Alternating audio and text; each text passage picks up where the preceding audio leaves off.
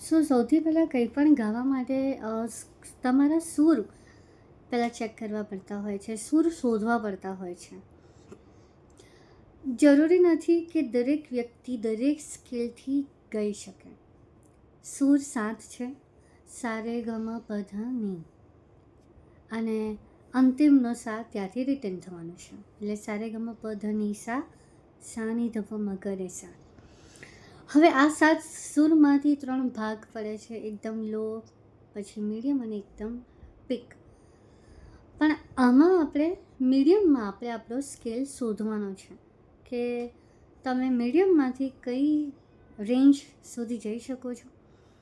રિયાઝ કરવો અને ગાવું એ બે અલગ અલગ વસ્તુ છે, એટલે એ બંને જોડે તમે જોડી ના શકો. હું રિયાઝ અલગ કાઢીથી કરું છું અને મારા સ્ટેજ શોમાં હું અલગ કાઢીથી ગાઉં છું. આ બહુ ડિફરન્ટ વસ્તુ છે.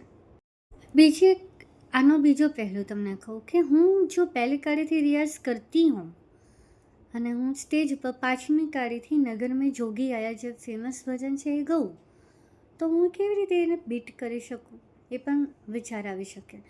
રિયાઝ એ તમારા ગળાને ખોલવાનું કામ કરે છે અલગ અલગ એક્સરસાઇઝથી. તમારા સૂર પહેલાં તમારે આ રિયાઝ કરતાં પહેલાંનો આ પાર્ટ છે, એટલે તમારે સ્કેલ નક્કી કરવાનો છે. જેમ કે હું મારો સ્કેલ પણ બતાવીશ અને તમે એને શોધશો કેવી રીતે. સ્કેલ ચેક કરવા માટે સૌથી પહેલાં તો તાનપુરો તમારી પાસે હોવો જોઈએ, ને ત્યાં હાર્મોનિયમ હોવી જોઈએ. પણ બેઝિક હું તમને સાચી ગાઈડ કરવા માંગતી હોઉં તો એટલું કહીશ, હાર્મોનિયમ ક્યારેય ના રાખશો. હાર્મોનિયમના દરેકના સ્કેલ બનાવટ પ્રમાણે અલગ હોય છે. એટલે તમે જ્યારે લાઈવ પરફોર્મન્સ કરો ત્યારે હાર્મોનિયમ તો હોતા નથી સ્ટેજ પર, કીબોર્ડ હોય.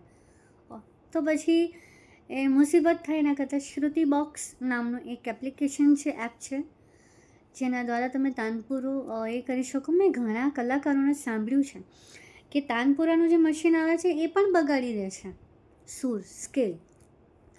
હવે ઓરિજિનલ તાનપુરો તો આપણે કદાચ અત્યારે બજેટ ના હોય તો લાવી ના શકીએ, પણ શ્રુતિ બોક્સ મેં ચેક કર્યું છે એ નોર્મલી જે નામી કીબોર્ડ્સ છે એમની સાથે શ્રુતિ બોક્સના જે તાનપુરાના સ્કેલ છે મેચ થાય છે. તો આપણે આજે એ જોઈશું.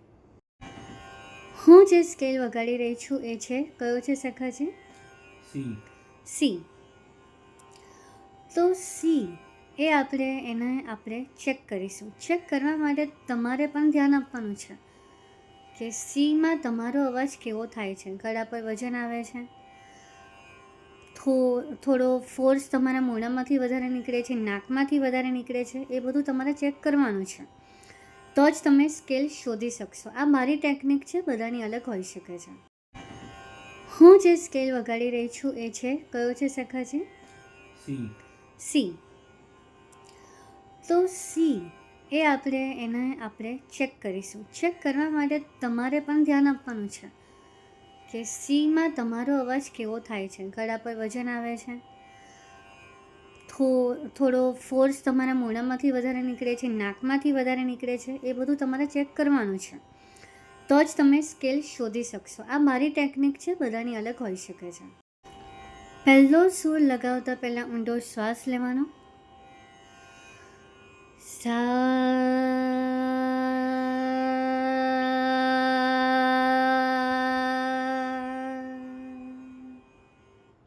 ફરીથી કરીએ.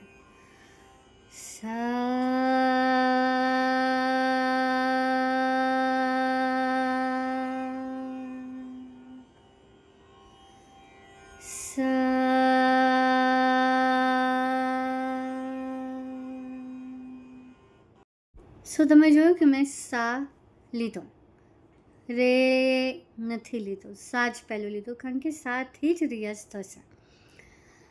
મારા લાઈવ જે હું ક્લાસ લઉં છું એમાં વરસ સુધી ખાલી સા પર અમે સા કરીએ છીએ, કારણ કે સા તમારો ફિટ નહીં બેસે તો આગળના સારે ગમ પધની સા રેથી જે સ્ટાર્ટ થાય છે નહીં બેસે.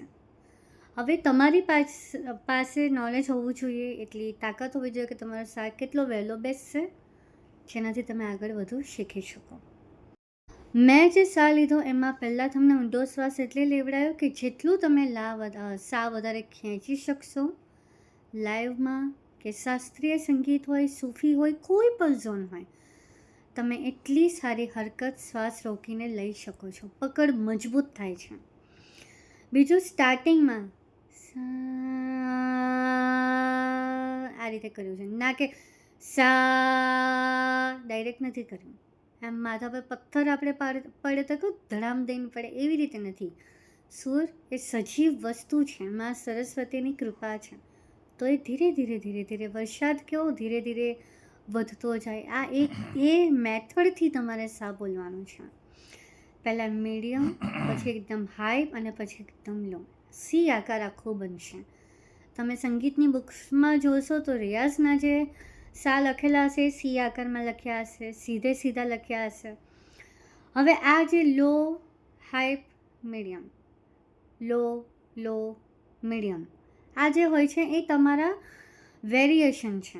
વેરિએશન જેમ કે તમે જે ગાઓ છો એમાં ભાવ ઉત્પન્ન કરે છે.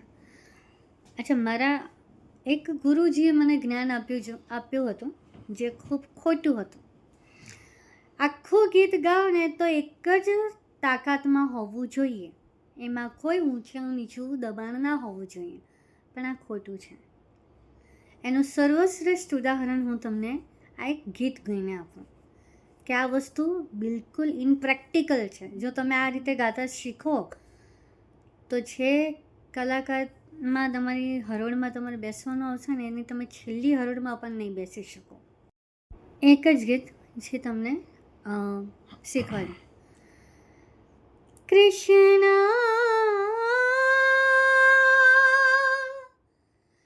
કૃષ્ણ મેં મીડિયમથી સ્ટાર્ટ કર્યું અને નામાં મેં આખી મારી તાકાત ખુલ્લા અવાજમાં કાઢી. મતલબ હું એકદમ માસૂમ બાળક, પેલું કેવું માને બોલાવતું હોય એ ભાવ આપણે આ ધૂનમાં આપવો હોય તો તમે કેવી રીતે આપી શકો? તમે સાનો રિયાઝ કર્યો હશે, તમને ખબર હોય કે આમાં ભાર વધારે છે અને આમાં ઓછો, પણ આ જ વસ્તુ હું કૃષ્ણ કેવું લાગ્યું? ફ્લેટ, એકદમ ફ્લેટ. અચ્છા, ફ્લેટ સોંગ પણ હોય છે, એ પણ અલગ જ સ્ટાઇલના હોય, પણ એમાં પણ વેરિએશન હોય. પણ જો કોઈ તમને આવું કહે કે ફ્લેટ આ રીતે એકદમ સરખું હોવું જોઈએ, ના, સંગીત ફિલિંગ છે. જો તમે સીધે સીધું એક જ એમાં કહી લેશો તો મારા ખ્યાલથી તમને તકલીફ પડી શકે. એટલે પહેલો સા તમારે આ ચેક કરવાનો છે કે તમને તકલીફ અહીંયા આટલે, અહીંયા થાય તો એ સૂર તમારો નથી. બીજું, શ્વાસ કેટલો ખેંચી શકો એ તો તમારે જ નક્કી કરવાનું છે. હું ઓછામાં ઓછો શ્વાસ 2 મિનિટ, 3 મિનિટ, 5 મિનિટ, કારણ કે હું લાઈવ સિંગર છું, નોટ રેકોર્ડર.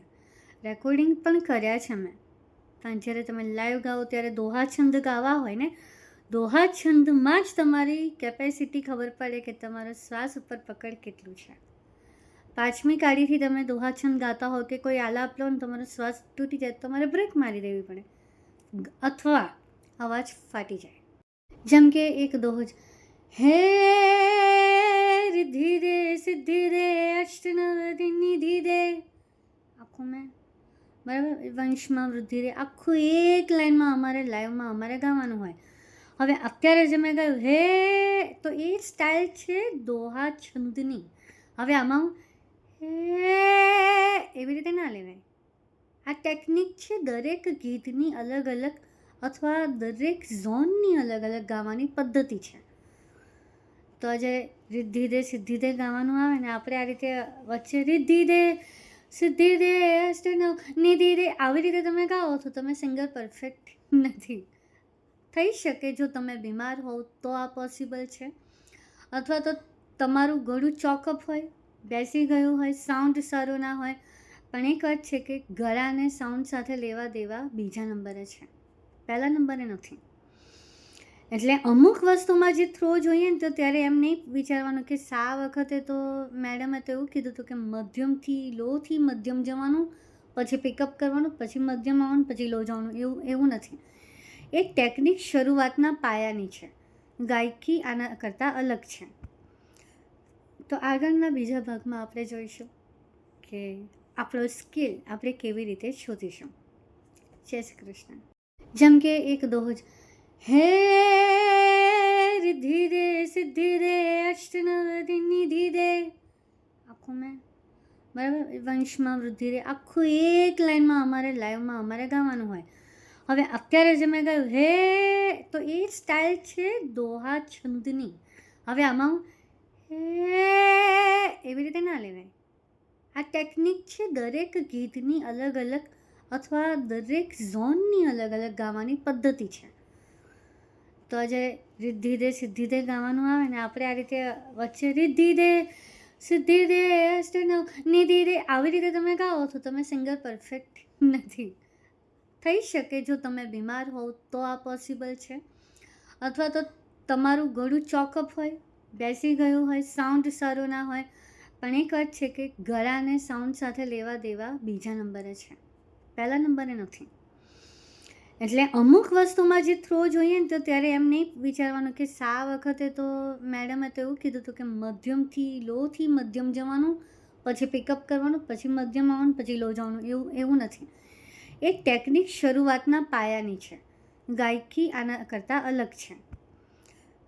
તો આગળના બીજા ભાગમાં આપણે જોઈશું કે આપણો સ્કિલ આપણે કેવી રીતે શોધીશું. જય શ્રી કૃષ્ણ.